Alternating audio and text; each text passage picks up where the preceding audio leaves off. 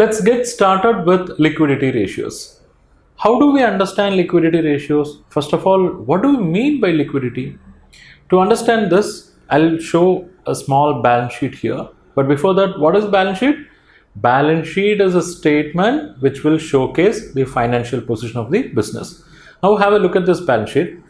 Balance sheet will traditionally have liability on one side, assets on the other side.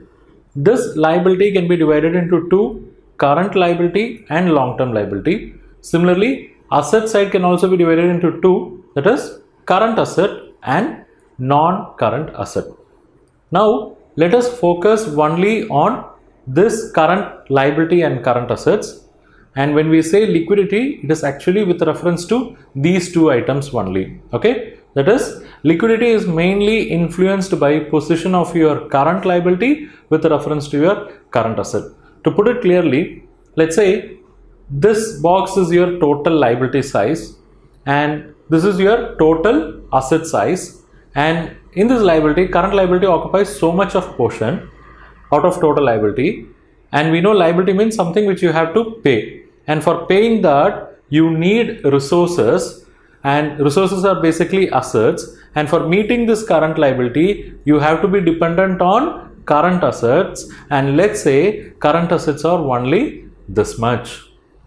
It means now you are in trouble. Why? Your current liability is more than your resources. That is, you have to pay more, but for paying more, you have less current assets.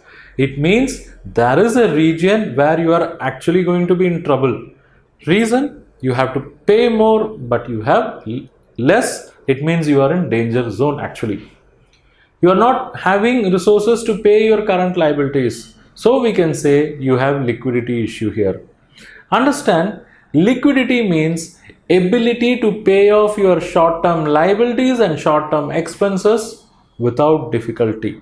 Here you have short-term liability, but for paying the short-term liability, you don't have adequate short-term resources. Okay, so liquidity ratios will help you to understand whether your business is having comfortable liquidity position or is it in serious liquidity trouble. So please understand and appreciate, if a concern is having liquidity issue, it will be even more serious than reporting losses, because some entities, despite reporting good profit, they land into serious trouble because of liquidity issues, and you will be understanding them better once we take up each and every liquidity ratios in the following sessions.